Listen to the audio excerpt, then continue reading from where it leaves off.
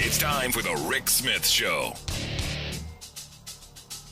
Now, here is the voice of the working class, Rick Smith. I'm here to share some thoughts on what's going on there because he was at their big rally on Saturday. I've asked JD Scholten to come talk with us. JD is the executive director of ruralvote.org, of obviously their website, ruralvote.org. JD, thanks for taking time for us. Yeah, pleasure being back, and my heart goes out to that worker and his family, and it just, exactly, it was avoidable, and what we see happening across, a lot of it's happening here in the Midwest and in Iowa, on the other side of the state, but still, there's something happening out there, and I'm eager to talk about that today. Yeah, I mean, this is one of those things, JD, where we're starting to see people who are kind of saying, hey, I've had enough of what's happening. And there's a lot of anger. And look, I look at Trump being elected as a sign of anger, of a working class, that their issues have not been addressed for so long. And they're looking for something, anything. I say this all the time. A drowning man will grab onto an anchor if because he thinks it might save him. And it's not going to. But you grab onto what's there.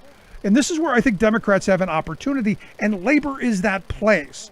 I say it all the time. On election night in 2020, I began leading a strike, 55 striking workers here in our area. Fight all you want. The righteous fight is for better wages, hours, conditions. Amen. And I think you're exactly right. I think so many people were deemed essential during COVID, and yet they're not getting paid what they deserve. But then there's two sides to this. You got the worker side. You also have, and you look back 100 years ago when we had the first kind of huge wave of the labor movement. You also had the other part of it that was the antitrust side. And so, like, when you have corporations like John Deere, who they sell twice as much equipment than their next two competitors combined. That part of market power, they can just store money offshore. They can they do all these things. They get money from the state of Iowa. They get about $16 billion a year from the state of Iowa. And it's one of those things where do they use that money to go back to the workers? No. They use it.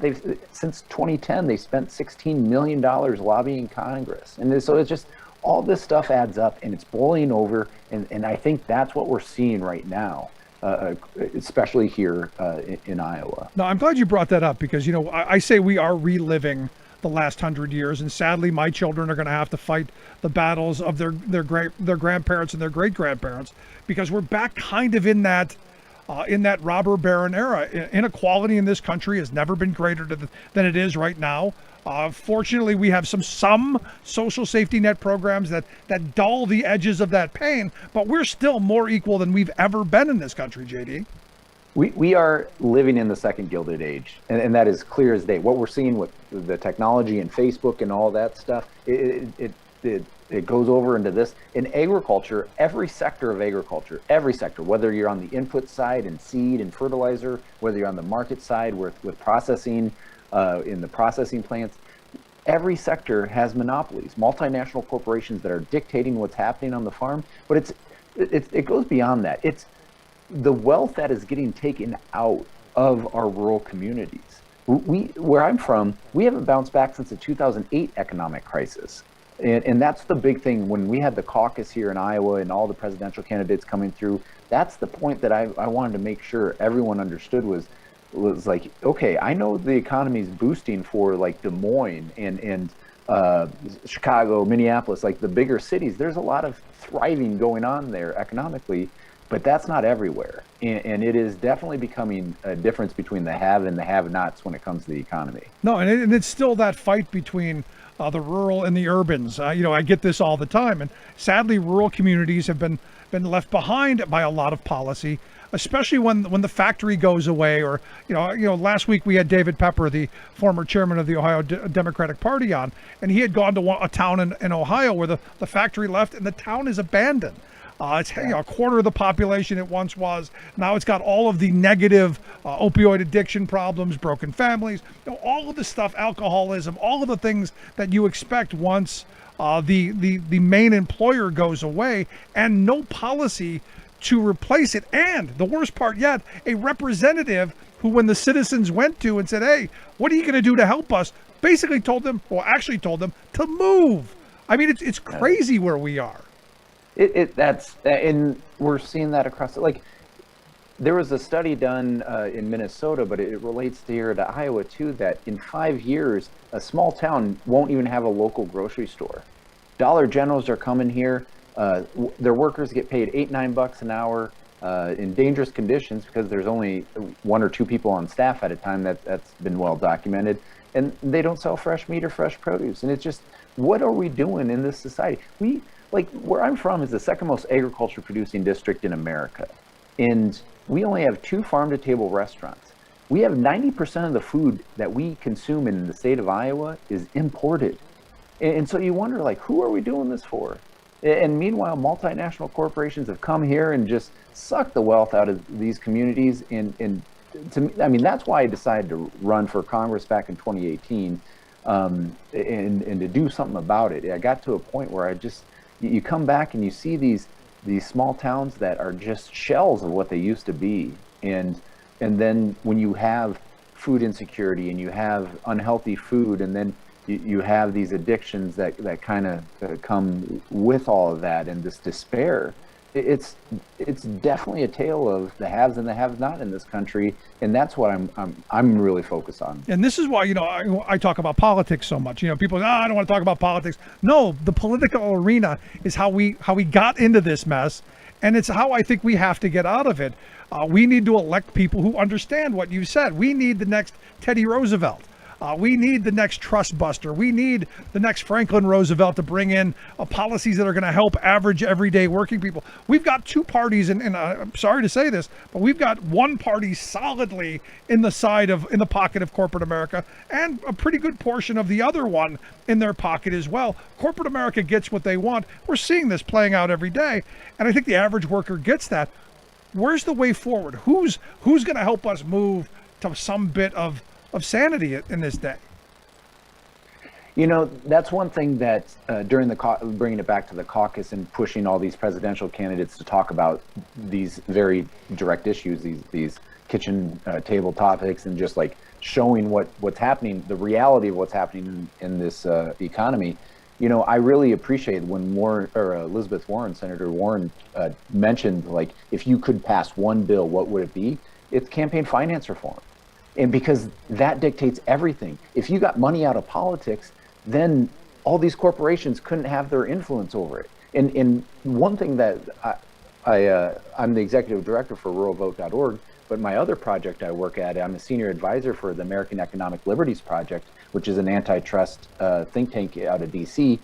And the thing that I'm so proud of working with them is that is where the fight is at right now. It is just balancing the level. I mean, we talk about, not only is this an economic issue, this is about our democracy. You look at the history of this country, and the Boston Tea Party was a rejection of the monopoly that was the East India Trading Company. Right. We had the battle when the workers were fighting to get organized 100 years ago. We had the same battle when it come to antitrust. And you look at when we all like to talk about the middle class in the 50s and 60s. Well, that was strong unions, and it was enforcing our antitrust laws. And we've had 4 decades of consolidation.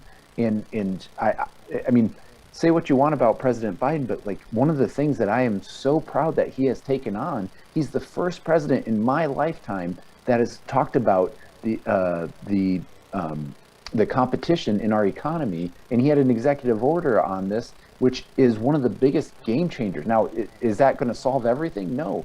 But when we enforce our antitrust laws, that's the first step in the right direction in so many of these issues, and workers' rights is at the top. No, I'm right there with you. And look, we're so busy fighting over the nonsense issues that we lose these big, and this is exactly where, honestly, where the wealthy in corporate America wants us. They want us eating each other and fighting each other. As Jay Gould said, you can easily pay half the working class to murder the other half. That's going on, and nobody's getting paid because we're doing it anyway. For me, this is where the organizing has to happen. So, as you're out talking to people, across the political spectrum, do they get this? Or are we still, when you talk about this, are we still in our camps? So I think both. So when I went out and for the last 4 years, I ran for Congress back-to-back times in 2018 and 2020. I talked about antitrust nonstop. And I had farmers and workers who would never vote for me and ones who would always vote for me and everywhere in between. And when I talked about antitrust, I never got pushed back on because they know I'm right. And I think it's something that does cross party lines because it's not just a black-white issue. Right. But that being said, what we often, and you mentioned this, we tend to get brought up cultural issues. And the thing when I got presented cultural issues, I said, this is something that's meant to divide us. But at the end of the day, it's not left versus right. It's so much, it's up versus down. And so much of the Republican side looks at down and saying the people below you are the people that are a problem in this country. And when in reality, it's the people above you making all the decision and all the money that's dictating what's happening. No, and I look at this Build Back Better plan. There is nothing in this plan that is horribly liberal, left, far, extreme socialist. There's none of that. There's getting Granny some glasses. There's paying for early childhood education so kids get an opportunity to get a head start. There was 2 years of additional schooling at the end of high school, which I think in this moment with the technological advances in the world we live in is an imperative. We have to have it. There's all kinds of stuff in there for the social safety net that has been tattered for the last 40 years and is wildly popular, which is why we're not going to get any of it. that's you're exactly right. All these policies, when it just comes to policies, the Democratic Party is on the right side of these things at like 70%, a lot of these things. And if we pass this, and even just a shell of what it is, but I hope they don't. That'd just be crushing. But like if they do pass this, this is going to be one of the largest investments in rural America that we've seen since the New Deal. And I can't express what type of game-changing opportunities this is. Will this be immediate? Probably not, but the opportunity for what can happen is going to be pretty darn impressive. Yeah, well, especially on the broadband access level. I mean, just that alone is something we desperately need, and it's remarkable that we haven't gotten to this point. So the question then comes, what you do as executive director of ruralvote.org is get people who are going to run for office in rural areas, kind of like where I live in a very rural red area. This is a 65-35 area. Republicans dominate. But I think you have to fight in these districts. I think you have to talk about all of the issues that we've been talking about. Because look, even Republicans come along, like you said, on antitrust, on the massive corporate power, and then the monopolies that we're seeing. I think you have to fight those fights. Oh, absolutely. And so that's actually one thing, a great segue is on November 6th, ruralvote.org is hosting a national rural strategy session. So we have grassroots groups from across the nation who are looking to improve Democratic performance. And what I get frustrated in the Democratic Party is they look at a place like your area and where I live, and they're like, oh, we can't win there. We're not going to invest money in there. But when we look about how are we going to win the Senate? Everyone talks about Manchin and Sinema, but if we had enough senators there, we wouldn't have to worry about them. And that's the reality. And the Democratic Party does not understand the skew and the biasness of the rural vote. And so that's one thing that we're trying to do is really push that. Yeah, I mean, I look at Iowa. Iowa used to be a solidly Democratic state. Tom Harkin was an incredible labor senator, one of the best people I ever met and had the chance to interview. And we've lost that guy. Exactly. He an absolute hero of mine. And yeah, that's exactly right. We went from this proudly purple state to this ruby red state. And I like to tell folks that we are geographically between Wisconsin and South Dakota, and politically we're about the same. And I think this election cycle, this 2022, is really going to show which way we're going to go. So nuts and bolts of it. If someone wants to run in one of these areas, because it is an uphill climb, What advice do you first give them? The first thing I would do is make sure that you're not alone in this, because that's, I think a lot of candidates are pretty gung-ho. Running for federal office is a complete grind, but the first thing I do, what I did was I had a vision. I had certain dates and just made a timeline of, okay, I want to make sure I talk to this many people, travel to this many communities, and raise this much money initially. And I think when you have a timeline like that right away, it really puts you on a trajectory of, okay, can I make this or can I not? And in 2018, we went from absolutely nothing to moving the needle 24 points, which was the third most in the nation. And wow. Good on you. Yeah. Why didn't you run again? I did, and then Representative Steve King lost his primary and the Trump wave, and it just, in 2020, it didn't work out in our favor. No, that's all excellent advice. And of course, go to ruralvote.org. Plenty of resources for candidates and folks to get involved. And also the main piece of advice that I always give people who are going to run in this area is you better find some thick skin. You know what?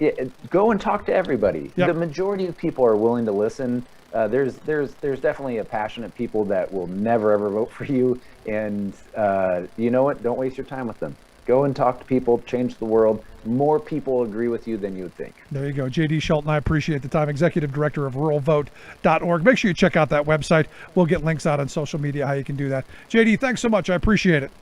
It's an honor to be back. Good stuff.